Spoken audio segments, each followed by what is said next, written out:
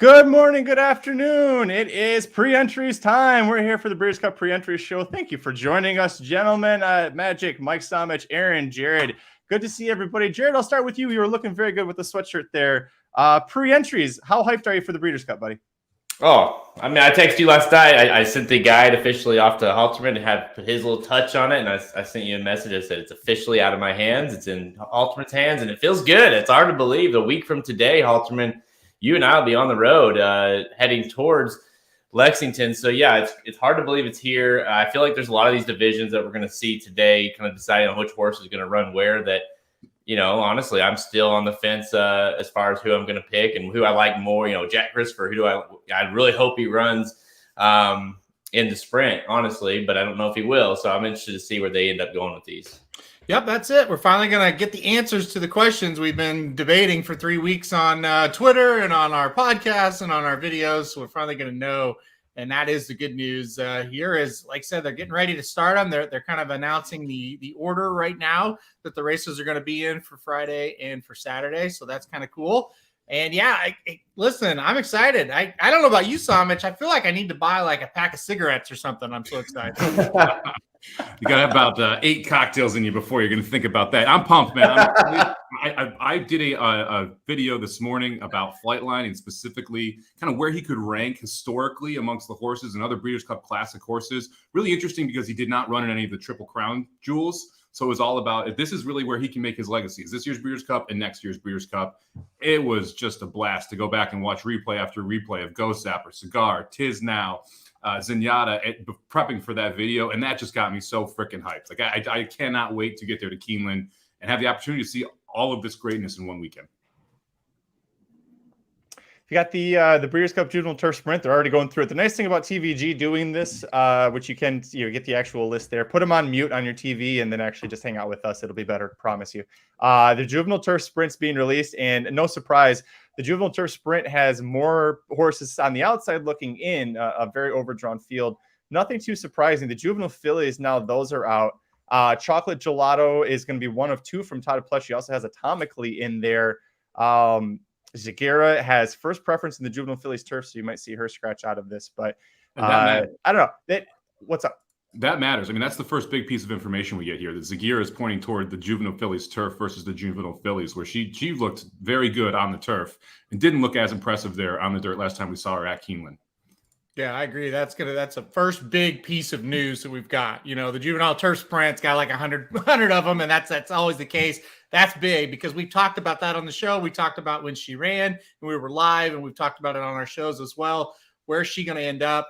Very interesting that she's going to, and I think, make the right choice and go towards the turf. Yeah, I 100% agree. And I don't know if you saw this, Aaron. Tyler's Tribe, first preference is the Juvenile Turf Sprint. Okay. Versus the Juvenile, which I think matters as well. That's where he had a shot to win. Yeah, Tyler's Tribe definitely going out to the Juvenile Turf Sprint. Didn't have a great workout over the turf. That's the only worry. But with the pedigree, you would think sprinting is probably where they want to keep him. Man, that workout got blown up, man. They hated that workout. So it'll be interesting to see what he does on the turf. We got the Juvenile Fillies Turf. Here we go. Oh, man, I hate that it doesn't just automatically add. Here's what we're looking at for the Juvenile Fillies Turf. And one of the big trends for the Breeders' Cup that you can get in the 14 trends is that either Chad Brown or an international trainer is going to win this race. And Chad Brown's got free look. Is that looking like a free space in this race? No. This race looks extremely difficult. This is going to take forever to handicap, in my opinion. A lot of those European horses that are older, you kind of know them, you've seen them. A lot of these 2-year-olds, a lot of new, fresh faces, horses that kind of haven't ran in those huge races that you kind of follow overseas. This looks like a nightmare, first glance to me. Manhattan Jungle also a first preference on the second page of this too. Another international horse that's coming over that looks like it's going to target this race versus any other spot in the Breeders' Cup.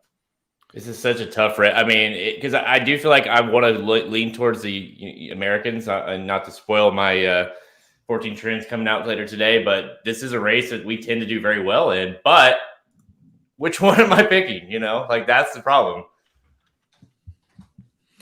Here we go. Well, there's the juvenile, and you can see Tyler's Tribe is going to draw in if he wants to run on the dirt there. These are the horses that are in there. I mean, no surprise here. Cave Rock is probably going to be our top pick. National Treasure, the other Baffert. I think, Mike, were you the one that was liking just a Baffert exacta in this race? Yeah, so I mean, don't even need to box it up. Just call it home cold. It's going to be Cave Rock National Treasure. I think they're the best two-year-olds in the country right now. I think it's interesting that we've got Lost Ark in here for Pletcher, who didn't run phenomenally well last time we saw him. Forte gets the job done, so I'm surprised Pletcher put Lost Ark in this spot. He's probably a cut below Forte, so it's going to be tough for him. So there's going to be 9 horses in this race, basically 12 pre-entered, and 3 of them have first preference somewhere else. So it's going to be one of your shorter fields of the Breeders' Cup. There with just 9 horses, basically are really targeting the race, and that shows you how the other trainers think of Cave Rock, and how, of course, we all do. We think he's going to be a big standout. Here's the Juvenile Turf. Sorry, I'm trying to keep up with what they're doing on TVG. A couple here for Chad Brown. I'm very busy. And Oxymore. Looking at the international horses here, Silver Knot, that was a horse that probably had drafted a little too high in the Magic Mike Show fantasy draft, but Charlie Appleby sending him. And a reason I loved him for this spot is because we saw him win the Summer Stakes with Mysterious Night, and we all thought, holy smokes, that horse is going to win the Juvenile Turf. And Appleby said, now we're going to keep him home. I'm going to send Silver Knot. Like, to me, that's a huge indication of this horse's talent. Silver Knot, is anybody else like this horse on top looking at the pre-entries right now?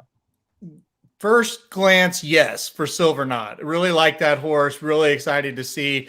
Excited to really jump into his replays today. I've looked at his form, obviously, but I have not looked at replays yet. I start those after I know officially that these horses are coming. So I'm looking forward to seeing him. I think he's going to be awfully good.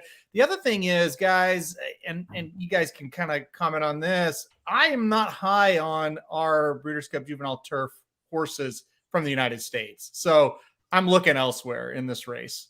Yeah, just 3 international horses on this list. Victoria Road, Silver Knot, and Cairo, the only horses trained internationally. So you don't have a ton of horses coming in here. And I agree with you, Aaron. I think this is one of those lists where there's not a bunch of U.S. horses I'm overly interested in here.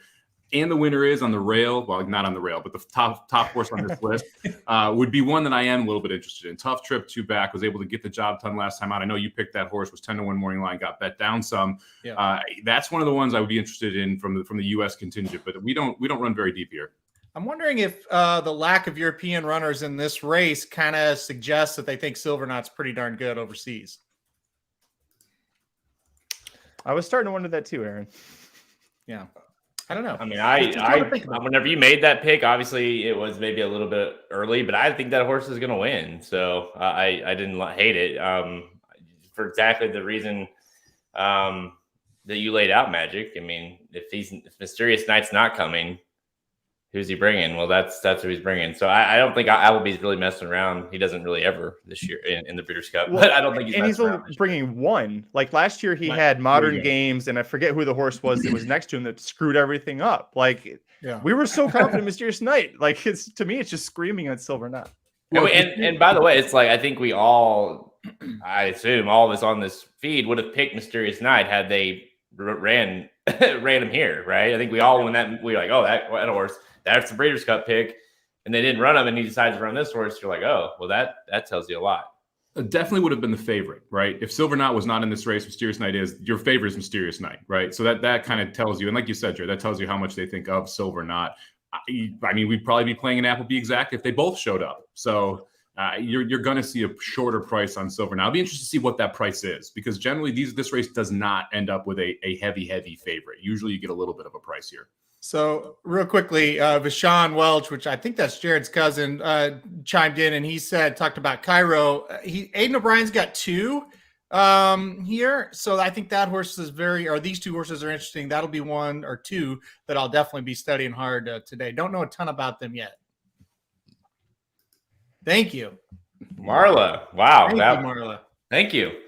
That'll last us one race, but I appreciate it. Mike will take his in the form of seltzered water, I believe, this morning. No, that's a bottle. That's a fifth or handle Woodinville right there. Run it back to last year's Breeders' Cup. We're doing it. Hey, Jeremiah asked, when is the draw for the Breeders' Cup? That is Monday? Monday. Tuesday. Yep. Halloween morning. Spend Halloween morning with us, or early afternoon. We'll be doing the same thing here. We were going so fast there through those? Did I miss Blue Rose Sin? Is that horse not entered? Out. Out. Injury yesterday was announced. Oh damn! Yeah. I missed that. Yeah, Mike drafted on Monday, and it was Tuesday morning. Yeah, one of our followers tagged us immediately. It was like, "Hey, look, she's out!" Like, yeah, first one to fall. Right. By the way, if you haven't, we're still killing time. If you haven't yet, shameless plug, the Magic Mike Show. Mike came up with this really great idea where he and I did a fantasy draft of the Breeders' Cup horses. We each took 10, and who we think could finish, top 3. So go check that out, because it ended up being a really way of kind of how we handicap the races and looking at it versus, who we're the most confident in. And Mike ended up schooling me because Mike had more time to prepare. So he would have schooled me anyways, but at least this way I have an excuse. It's a fair comment. Well, first of all, none of you have schooled anybody yet. They haven't ran the races yet. Now, That's he's true. the heavy favorite, but upsets do happen. So we'll see, Magic. Don't Also, praise Magic, him have you yet. heard of the horse Flightline? Pick him first. You got the first pick. Just pick him. Don't even think about it. Pick him. I really wanted to just make Mike do the Cave Rock's oh, good, thanks, too. Mike. I was trying to get it up. I was really just wanted Mike to go first so I didn't have to decide between those two. I like Cave Rock too, though. I'm just giving you shit. So Kamari here, Magic. This is one that you cared about. Filly and Mare Sprint. First preference is going to be the Sprint. So this Against is going the to be Kamari's boys. second Let's preference. do it. Yeah. Well, Latruska's going to fall apart again. That's what's going to happen. I mean, Whoa. why do they keep running her? She doesn't Whoa. look like she has any desire to run anymore. Well, I did not think she would even be in the Breeders' Cup, let alone. Okay, well, Okay, so this race is going to fall apart, right? Can we just call that now? Like, there's so much speed in Yes. here. what are they doing with Latruska? hey, here's a fun fact for you guys. In the 15 years of this race, no horse has won gate to wire in this race, including Gamine, who tried it last year. When she did win it the year before, that's because she had a little bit of speed in front of her in Serengeti Empress. She didn't last year. It takes a really good horse to go gate to wire in this race, and I think we can all agree Latruska is a play against here. I thought Echo Zulu would be the speed. Maybe both those horses are going to go flying. Slammed will have something to say about it, too. So will Lady Rocket. And Obligatory going to be running real fast, real late. Obligatory, yeah, that horse has some interest. Turf Sprint, we can go through this one pretty quick. Not many surprises here. Casa Creed will go here. I notice he doesn't have any mile entry, so they are going to, no cross entry there. They're going to keep him just in the sprint. It's hard to, I don't know. Anybody stand out to you too much from this so far? Well, I'm going to tell you something. There's a lot of European horses I'm seeing listed here. And I know they haven't had a ton of success in the sprint, but those are the only horses that have been able to beat Golden Pal. So that's who I'm going to be studying hard this afternoon and throughout till the entries, because I don't want the American runners, but there's a lot of Euros that have entered. That might tell me something about what they think about their chances of winning it this year. I mean, Golden Prowl's just going to outbreak this field again, right? I mean, let's be honest. Just give me Golden Prowl. You have to look at those European runners because he has been defeated by, not specifically those, but horses from overseas in the past. So he should win. But Just not in the U.S. right. So Just saying. Cider Knife is going to be in the dirt mile, not the classic. That makes sense. Goodnight is going to be in the dirt mile, not the sprint. Wow. Well, second preference is in the sprint. So he's going to go there. That's smart. Jack Christopher, there you go. First preference is in the sprint. Yeah, Chris, we're going to Boom. sprint. Okay, so I'm so happy that Goodnight is going to be at the Breeders' Cup, first off, that they're wheeling him back. That's great. Yep. Wow, there's a lot of Wow. in this one. You're going to tip your Remember when hand here people from used to say the Asmussen. dirt mile was a dumb race and we shouldn't have it anymore? 2, 3, 4. Yeah, I'm kind of counting up. Yeah, this can be a good field. That's going to be fun. Yeah. But there's no world beater in here, but that's going to be a fun race. So Goodnight, I think him going to the mile kind of tips the hand that Asmussen really likes Jackie's Warrior. I mean, he always really likes Jackie's Warrior, though. He really liked Jackie's Warrior last year. How'd that turn out? It's a little shaky, though, if you put Goodnight in that race. That's all I'm saying. I think Goodnight would have had a big shot in that race. I do too, and that's why I think it bodes well for Jackie's Warrior, because I think Goodnight would have the perfect setup in that race. You could also argue that he's like, you know what, we don't want Goodnight to, screw up Jackie's Warrior, so to speak. Like, what if that horse pushes Jackie's Warrior too much, and then you kill both of them, maybe? So maybe, you could also look at it like Jackie's Warrior is what he is. Let's just not mess with him. Try to win that thing on his own, and not get. I think Goodnight is dangerous in this race too, frankly. But I really like the sprint. I thought the sprint would have been a little bit more interesting. Yeah. Let's go take a look at the Filly Mare Turf. We got a lot of Europeans showing up for this one as well. Virginia Joy, the Chad Brown horse, is going to be first preference here, second preference the Turf.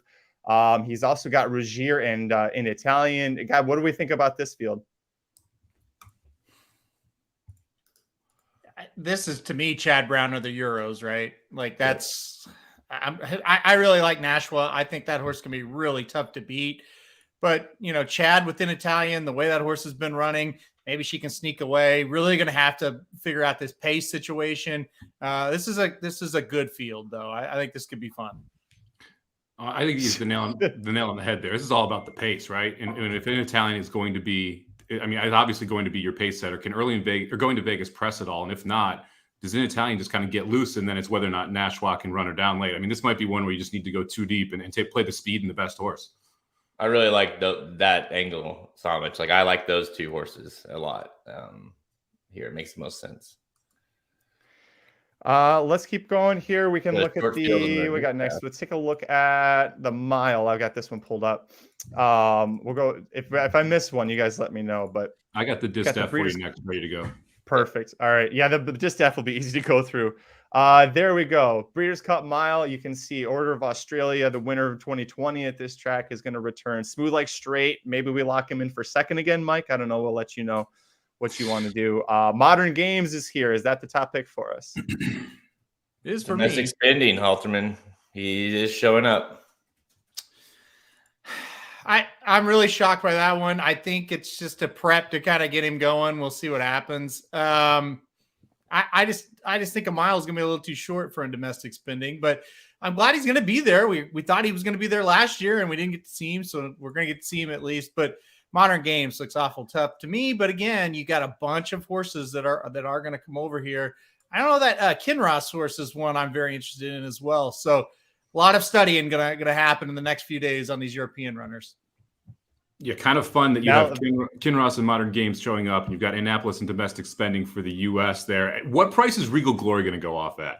Because this horse was she was touted as this miler, right? And now you're going to get 15, 20 to 1, maybe a little bit more on her in this spot. Yep. She's going to be double digits, absolutely. Coming off a loss against the Phillies, sure. I think 15 to 1 at least. Well, when you're talking about, Chad Brown here, if he's going to win, it's not like she's his best, but at one point she was, right? So, Chad Brown winning the Breeders' Cup Mile is my point. Like, you wouldn't be surprised, maybe, Yep. Taking a look at the Distaff here. Thanks, Mike. We've got a pretty short field. 8 pre-entry, 7 will probably go because Awake at Midnight's first preference is Filly Mare Sprint. It's the two Pletchers, right? Nest, Malathat, between those two. Yeah, I would say so. I think Clairiere is a little bit interesting. I think I don't want to completely ignore her, but Malathat's turned a quarter since adding blinkers.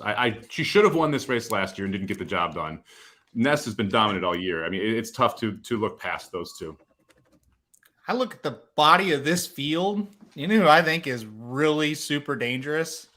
Society, where there's no other speed in this race. Like Keeneland, she might be loose. I don't know. I think Society has a shot.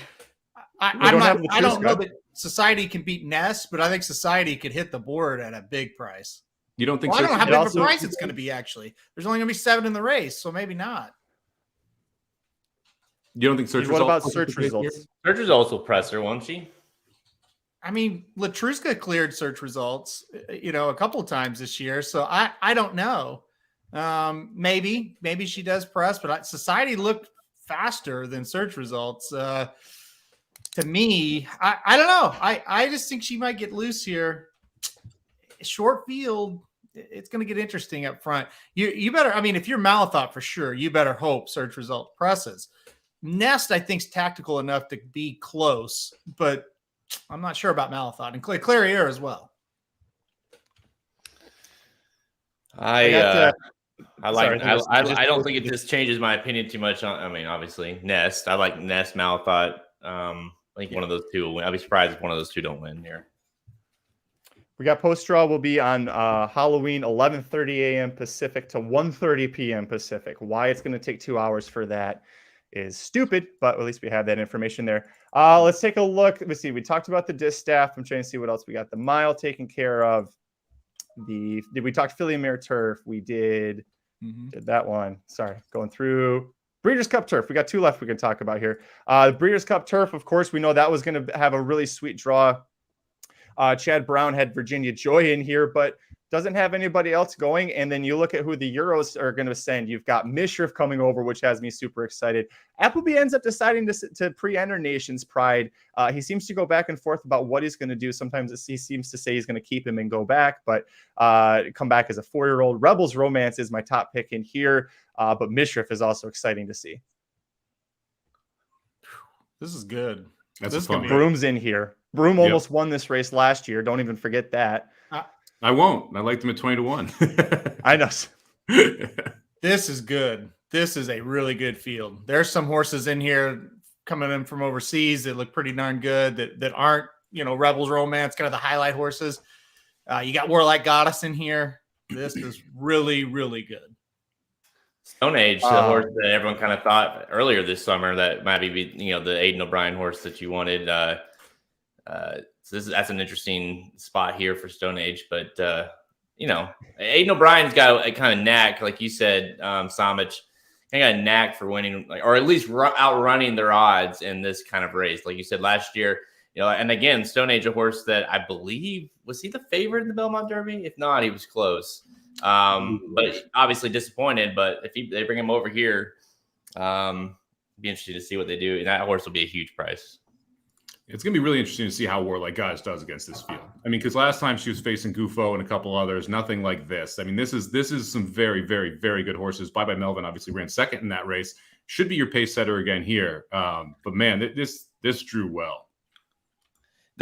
There's no race of the 2 days that I won't be betting in terms of her that I'll want to see happen. Like, I would love to see her win that race, but I don't know that I can bet her, I won't be able to at the price she's going to go off at, because I think she's single digits here, and I don't think that's a correct price that she could win at. It's just going to depend on how much you like these European runners. She can beat all of our horses. There's a lot. That's a big European contingent that's coming over, and so it's going to make it tough. But let's not forget, she ran toe-to-toe in that Philly and Mare Turf last year against some fantastic horses. So that gives you a pause a little bit, right? So we'll see. This is another step up, though. This is going to be tough.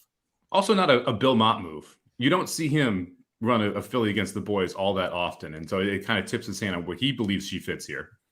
Yeah, and he's kind of said all for months, really, that like if we're going to run the Breeders' Cup, it's going to be in this race, because he knows that she needs all the ground she can get, right? Mile and a half. She needs every bit of it. So he didn't have any interest in the Filly and Mare Sprint or the Turf because he knew that she couldn't win doing that long. She needs longer. So whether it be the boys or not, it sounds like it'll be exciting, right? Because she has that style. You'll kind of be watching her and see where she's starting to ramp up, and can she get there? I don't know. That'd be a hell of a race, though. And who's going to ride her? Is it going to be Liscano, who had her sitting much closer to the pace last time, or is it going to be Rosario, who had her coming from Rosario. the clouds? Or Leperoux? It is Rosario. It is going to be Rosario? Yep. Confirmed. I think Liscano fit her better. Comes the cue up the Rosario tweets. I think you and I were live that day, and we were saying it. We were like, that's a perfect ride as long as she kicks. She has that kick, and she did. And we were like, wow, that's what they need to do with their. So it's interesting. Yeah, Liscano does not get to ride her. Especially in a race like this. Swing, tent pole. That's the noon to 6. to noon. I'm gonna need you to send me that to my personal account. Okay, I'm gonna all of the Europeans are coming from further back. She would be better suited to be ahead of them going down the backstretch. So she gets first run and they have to run her down versus vice versa. So I really hope that Rosario puts her more forwardly placed. I'd love to see her win. I don't think I'll bet her, but I would love to see her win. Yeah. All right, let's we get got to one the last. short field of the classic coming up here, guys. Let's do it. Get up there. Come on. Woo-hoo, there we go. All right. It's 1, 2, 3, 4, 5, 6, 7, 8 will run. Cyberknife first preference dirt mile. We all said that's probably the better decision here. Let's just do it. Let's pull our exactas here. I'm gonna go Flightline Epicenter. What about you, Mike? Flightline Taba. Ice cold, baby. Jared, you're on Flightline Taba? Yeah, I mean, me and Mike will be betting that race together, I think. Aaron, what about you? It's going to be an interesting dynamic. Whoever makes first run into Flightline will probably not finish second. Will that be Taba or will that be Epicenter? I think that's going to determine it. And I think it's going to be Taba that tries to make the first run. And I'm a little bit worried he might struggle once he tries to run into him and he doesn't fire. I will go Flightline and Epicenter right now. It's amazing how Life is Good has just been kind of discarded. At least it feels like no one's talking about Life is Good in this spot. Who, if you rewind to the beginning of this year, was the horse, right? I mean, if you looked at like March, Life is Good was going to be the favorite in this race. Obviously, Flightline comes onto the scene. That changes it a little bit. But now Life is Good feels like an afterthought in this spot almost and should make the lead here. And we're at Keeneland where last time we were here, Authentic went gate to wire. What do you think of Life is Good here and the running style that you'll see from him? Because Flightline's not going to press. Flightline will sit off and then make a big move. That's what we've seen the last couple times. I think if Flightline wasn't in the race, Life is Good is your most likely winner because I don't think he'd see another horse the whole race. He just looks like he's gone. But my kind of thought process is, Flightline can sit close to him, doesn't have to be on him, pass him at the top of the stretch. And I think at that point, if that happens, Life is Good's going to pack it in. And then that's when your Epicenters and your Tabas, who have been sitting in third and fourth, around that range anyway, start to make their move. And then it's just a battle between those two down the stretch for second. That's how I see it. I really think Life is Good. If for some reason Flightline can't get to him, I think he'll take him. But I think once he gets past, he will kind of give it up a little bit. Plus the 1.25 miles. We saw it. It wasn't good in Dubai. I don't think it's going to be good for him here either.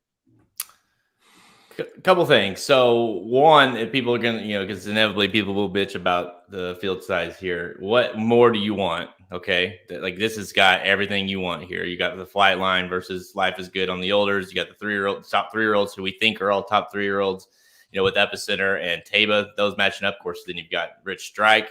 Happy Saver, the stayer, who just shows up, he gets pieces of every race. Like, I don't know who else you would want, and not to mention Hot Rod Charlie. So that, I think this, I don't know what else you'd want. I love these kind of fields because it's like, there's no excuse, there's not a 12-horse field. A horse breaks from the 12th spot and then gets screwed or whatever. Like, no, they all are going to be the best horse will win the race. 2, don't you guys kind of wonder, I kind of think that there might be 2 races that happen in this race.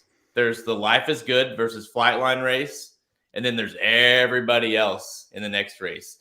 And what I mean by that is you go look at the Pacific Classic, he's separated from everybody. And obviously he had a horse out there with him at first. Life is Good, we know, is going to go. Flightline, we know, can stay with him, but they obviously will separate. And to your point, Halterman, it's like who will get first run? But I would argue that will the first run on Flightline be 8 lengths back when it starts, that big of a gap when they hit the turn. I don't know how big of a difference it's going to make, whether it be Taba, whether it be Epicenter, whether it be Hot Rod, whoever gets that quote unquote first run. Because I don't know I think they're going to be many lengths back before they even make that run. I don't think any of those horses will be able to stay with the inevitable speed that I think we're going to see with Life is Good and Flightline going.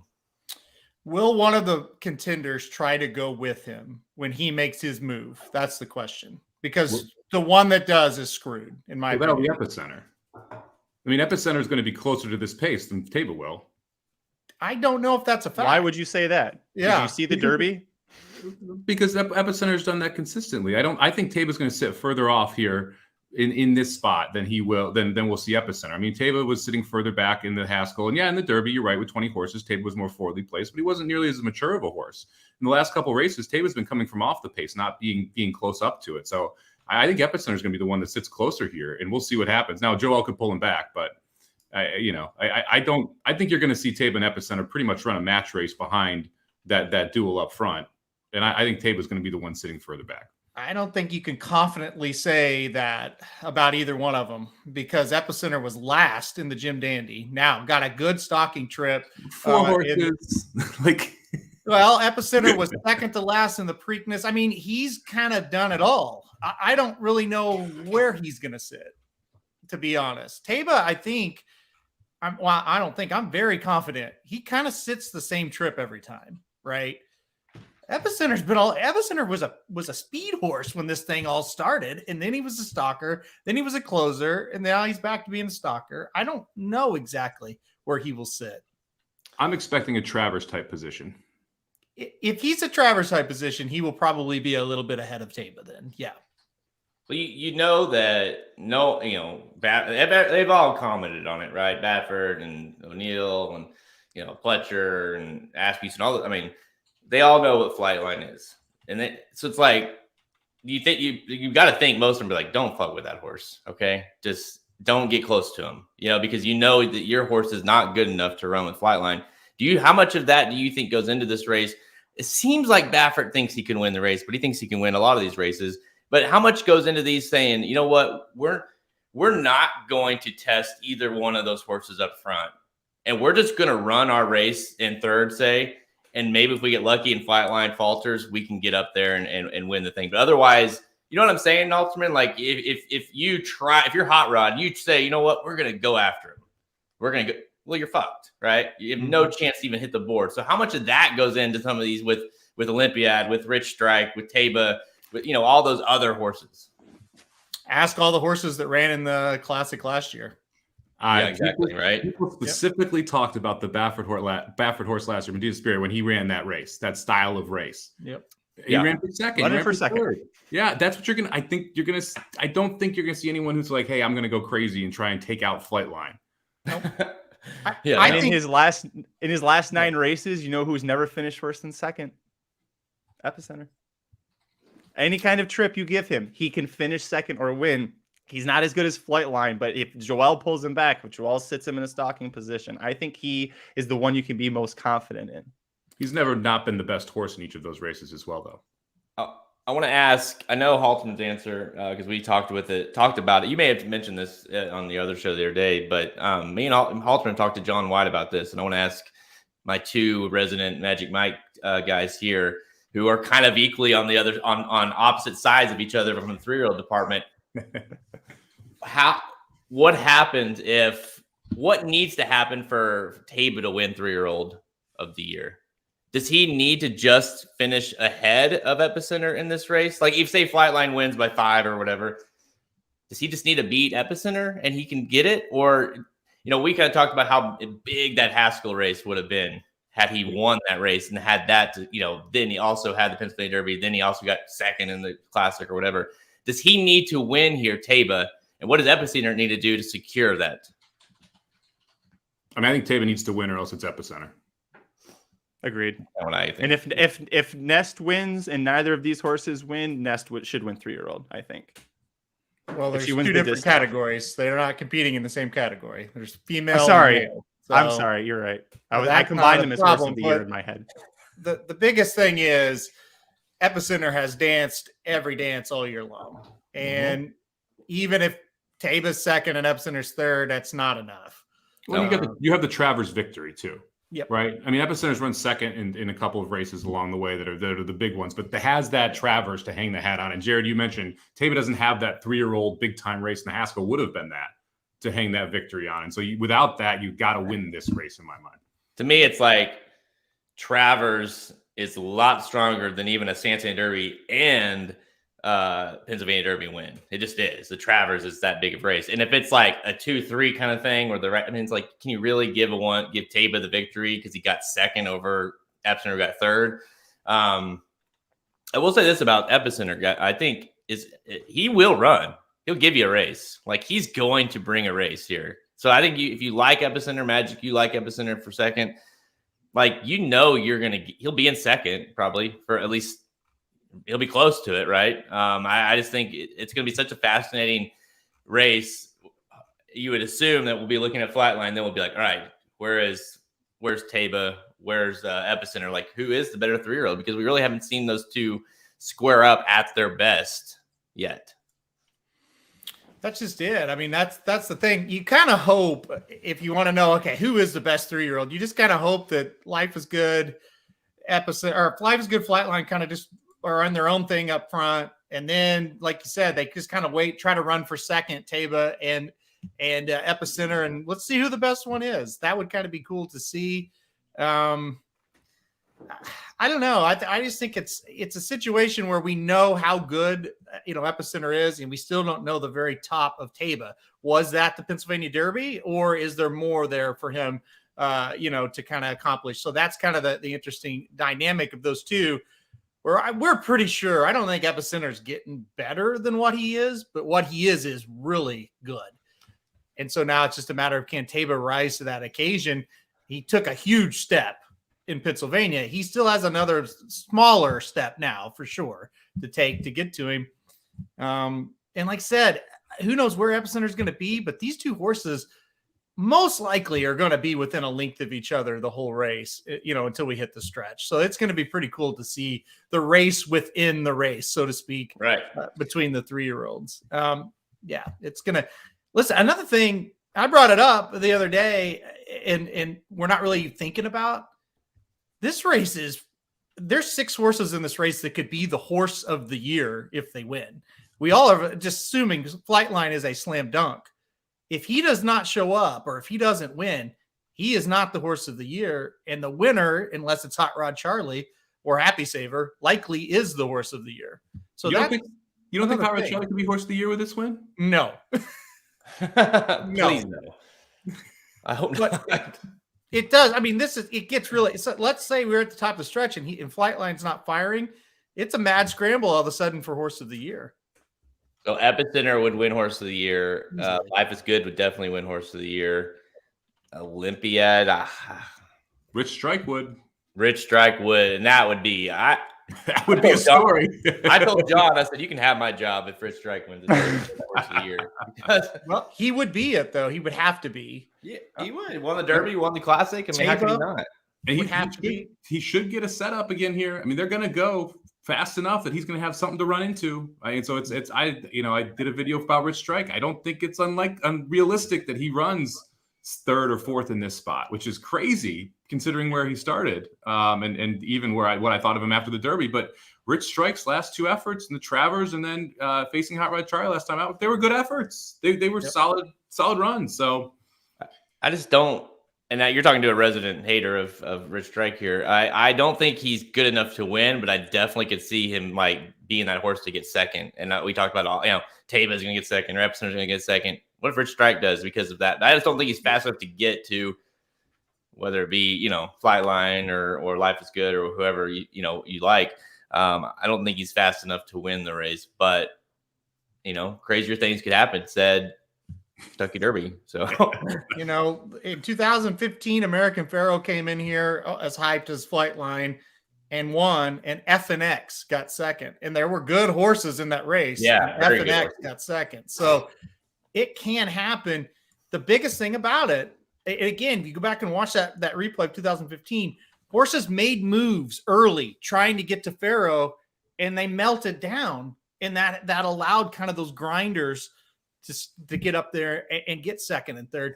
Rich Strike can do it, but it's going to be dependent on, does Epicenter actually try to win? Does Taba actually try to win? And they all kind of get deflected back, and then that's it. I mean, it's possible. So, because Rich Strike's doing one thing: drop to the back, make a run. Happy Saver, drop to the back, make a run. Like those strategies are easy. Yeah, that's just it. There's really no question what they're going to do. So, I don't know. Rich Strike, I will have a you guys might have to revive me if we see him making that move. And Flightline Jared off Twitter. Flightline's just grasping. I hope. Yeah, I was gonna say Magic's pulling out his phone and gonna record if he wins. Somebody just take my phone. I don't want to deal with that shit after this race. Just take it. Just look at me. Don't ask questions. Grab my phone, take it, and we'll just talk about it later. Jared, come here real quick. What do you think about Rich Strike right now? Yeah. Well, I mean, the end of the day, it shouldn't happen, but it's horse racing. It's not the worst situation for him. And by the way, he's coming into this race looking 300 times better than he was coming into the Derby looking. Like his race last time out in the Lucas Classic was solid. His Travers was solid. Yeah, he had to improve by 100% to win the Derby. He only has to improve by like 20% here. Yeah. You got the elbow action. We didn't even handicap that. That could get enough to get up there for second as well. Somebody had a comment earlier. I forget who it was, but they said Sonny's going to get 2 minutes for elbowing. I heard the flyer.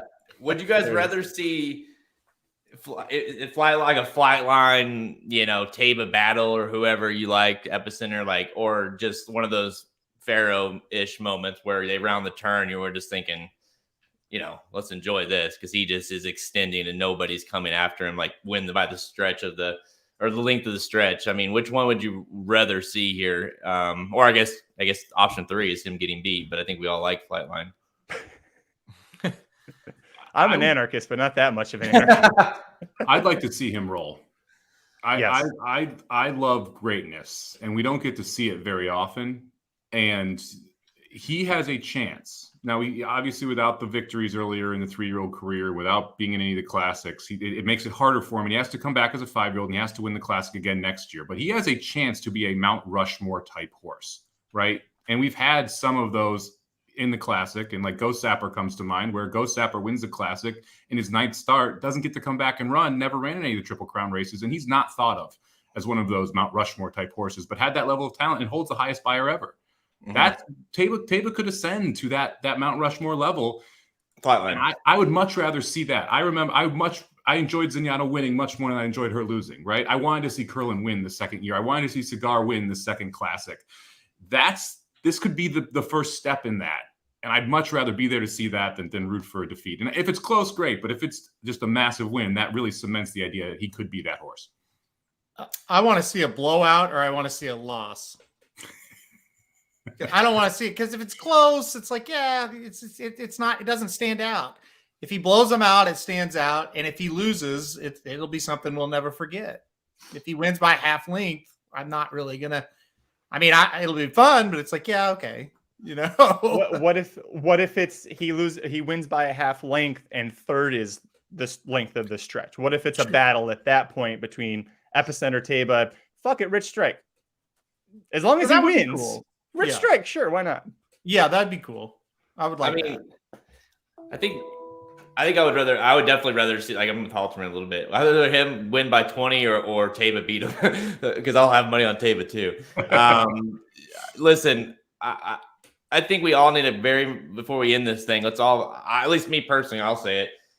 There is no world that he gets beat at Flightline, that is, unless if something happens. He is flat. He doesn't bring it. I don't think there's any situation that you can come up with that says, you know what, he ran his race and he just got beat. That's not going to happen, period. I'm with Somich. He wins it. He's got a shot. One of the best ever. He wins this thing. Legit, one of the best ever. And I get it. Oh yeah, we're young. We weren't alive when Secretary. I don't care. Talk to anybody that knows the game. Talk to John White. He'll say the same thing. And so, yeah, I'm with you guys. I want to see greatness. I want to see him just roll here. Hey, remember when Sadler couldn't ship? Yeah. Well, yeah. I think we put that to bed, haven't we? Look, if he doesn't roll, now betting is a separate thing. But as far as fans of the game, forget about your bets for a minute because we may have some saver bets on other horses that might pay balloons. Fine. Forget about that. As a fan, if he doesn't roll, no matter what happens in the other 13 Breeders' Cup races, a little part of you is going to go, that wasn't exactly what we wanted, from a fan standpoint. And so that's just the facts of it.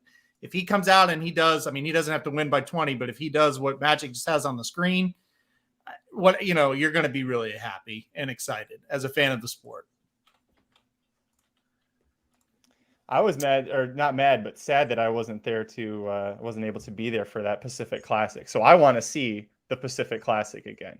I wasn't there to see it in person. I want to be there to see what it's like to feel the roar of like the crowd when that. It kind of reminds me a little bit when Knicks Go won the Classic.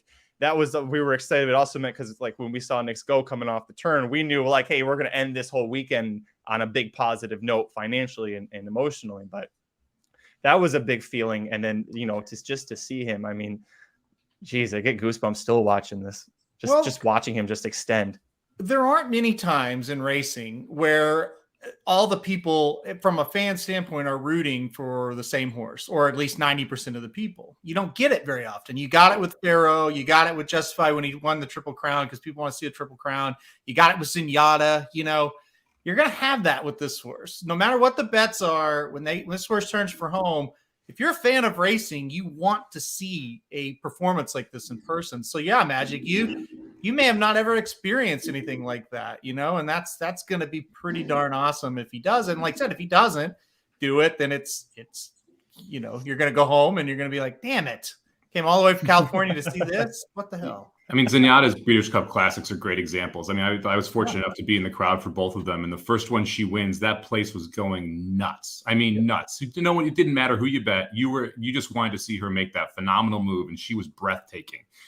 I had never heard a quieter racetrack than Churchill Downs the second after the finish line, because she missed by literally a nose, and everyone knew it. It was a photo, but it was not. Like, everyone knew Blaine got there, and the whole place just became deflated because everyone wanted her to win. And in these type of days, specifically the Breeders' Cup Classic, where these horses are phenomenal and they are the best ever, or some of the best ever horses, you have these moments where people want to see this kind of thing. And Flightline has that opportunity this year. We have not had a horse like that in a while at the Breeders' Cup Classic. Knicks Go was not one of those horses. Authentic wasn't one of those horses. It's been a while since we've had that level of a horse that we had a chance to see again in another season running this race. Yep. We can go out on this question. Good question from John. We get this question a lot, and we're always happy to answer. If you already give the race to Flightline with really low odds, we all think he's going to win. How are we going to bet the race? One option we talked about was the straight exacta. One other option, Mike, what's a different way if you don't want to do a cold exacta? What's a different way you can make money with Flightline? The price is going to be low, right? You look at like some past heavy favorites. Easy Goer went off at 1-2. Cigar went off at 3-5. So you've had some pretty low numbers. You're going to see shorter than that, most likely in this classic. I think you're going to see 2-5 off odds, somewhere right around that range. I think the easiest way is a cold exacta. Like you said, Magic, the turf's pretty wide open. You could play a double into Flightline if you want to play a double into that turf race. There's also a lot of different options from a multi-race betting sequence and two-day sequences where there's $2 pick sixes. And if you see Flightline as this cold single, figure out what races you like, and then look for pick threes, look for daily doubles, look for pick fours, pick five, pick sixes that you can use Flightline as a cold single and have a few more bullets in other spots to be able to try and create some value around the multi-race bets. Aaron? Yeah, John, asked a follow-up question that'll lead into kind of my answer of what your first question. You said, will any other horse pay better to place than Flightline will to win? That is possible that would happen. You can try to do that, try to pick a place horse. To me, though, the best thing to do is to kind of do what Somich said. You're going to get more value. You're going to get a better payout if you go ahead and use Flightline and use him as a single, whether it be in multi-races or whether it be on top of something. And then underneath, whether it be exactas or tries, try to play it straight with a couple of horses, or like Somich said, play a double into him. Your payout is going to be a lot more. Yeah, Somich. Don't mess with it. I'm hoping I'm betting a $50,000 exacta in that race. That's going to be how a lot of the players target it is massive exactas or massive Trifectas. I mean, last year I was trying to get 50K to win on Nick's Go because I thought that's what it would take to win it. I'm not getting 3-1 this year on Flightline. I'll put it that way. So it's how can you figure out how to get 3-1, 4-1, 5-1, and blow it up that last race. I think that's probably going to be exactas and trifectas that you're going to see some really big bets come in on. Yeah. Well, and John, too, you had asked the question about the place. I mean, look at this. Country Grammar was second place. He was second betting option in the Pacific Classic, and his place money paid the same as Flightline to win. And that was that race. That was Country Grammar. It's not, you're going to have stronger opinions in Epicenter and Taba, too. Can I use that as an example real quick since you've got it on the screen? So, John, your question was, can you get a place horse in? Well, 260 to win on Flightline, 260 to place on Country Grammar. Where if you would have played a straight 5-2 exacta in the race, I think it paid like 3-1. So that's kind of what I'm talking about. You can find a place source. You can try it. I don't think that's the best bet to actually make, though. I mean, I get the logic behind it, but I think you can maximize your value on Flightline in better ways than, hey, I'll just try to pick the horse to get second. When you're essentially, that's what you're trying to do anyway with an exacta or a try, and you're going to get a lot better payout out of it. I think it's going to be interesting to see if for the first time in the history of the Breeders' Cup, we're going to have bridge jumpers on this show pool. Yep. Because this is one of those horses that you could see the 210 to show. And we've never seen that in a classic before. I'll be interested to see if that comes in and how much money is bet in that show pool. Because there's a lot of people that try and make 10% in 2 minutes, right? Or 5% in 2 minutes. If you're able to do it, this is a great way to try and do it. And Flightline is one of those horses that I think people may try to do it with.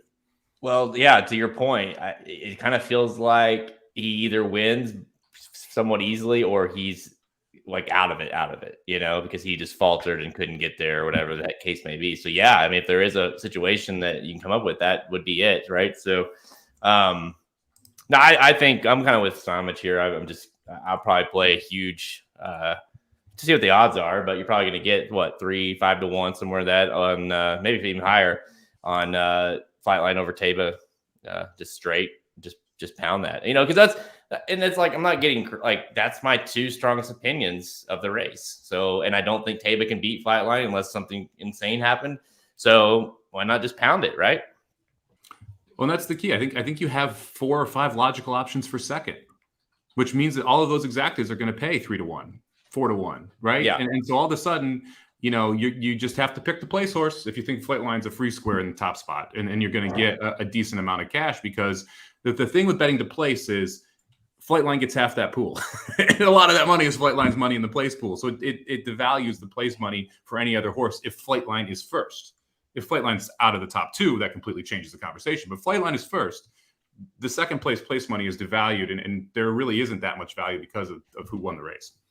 And I think hopefully people understand this, but if you are kind of new to have, go look on your betting apps or whatever, go look at the wheel pays, go look at the probables and see what these things are paying, what they look like they might pay with that exacta. And then you kind of make a better decision. It's like, oh, okay, well, I really like Taba or whatever, but he's only paying, 2-1 and Epicenter's paying 6-1. I'm like, well, okay, there might be a little bit more value in that one. You know what I mean? So look at those to kind of help gauge what you think you should do in terms of a value goes in the race. Yep. And like John's comment, okay, what about Flightline over Hot Rod Charlie and Olympiad? If you like Hot Rod Charlie and Olympiad, that's probably a good bet from a payout standpoint. Now, I'm not telling you that I like Hot Rod Charlie or Olympiad, but if you handicap it and that's what you like, that there's nothing wrong with that bet from what you're going to get paid for it. Any final thoughts before we wrap this one up, fellas? I know we've covered a lot and we've still got a lot more to go. By the way, if you want more Breeders' Cup content, make sure you subscribe to our YouTube channel if you haven't yet, youtube.com/racingdudes. We've got a ton of videos that are already coming out later today, so you can check that out. We'll be live Halloween morning for me at 9 a.m., noon Eastern on Monday, October 31st. I'm sorry, 11:30 a.m. is going to be when they do that. So 11:30 for me is 2:30 Eastern. 2:30 Eastern, that's when the post draw is. So no Magic Mike show on that Monday. Due to Bet Daily, we're stopping that for the time being just because of Breeders' Cup. But make sure you come back here and subscribe to the YouTube channel. We got a ton of content. Jared, final thoughts before we get out of here, buddy. Just, all the work is, we have been working, obviously, but the real work starts now. Now we know what the fields are seemingly going to shape up as. And, just hope that you get some of your horses that you're interested in, get them to the race. And that, there's no better time of the year than right now, in my opinion. I love the build up to the Breeders' Cup. Michael asks if the guide's going to go up in price. It stays the same price. So if you want to wait till, most people do end up buying, or a lot of people do buy as it gets closer. So just for you, Michael, we'll make that 60 for you, but everyone else gets the same. If you buy it today, Michael, it's the same price. But if you try buying tomorrow, it's 60. I tell you what, Michael, you buy it today, I'll send you Magic's number, and you can text him whatever you need during the Breeders' Cup. That's worth a lot more than.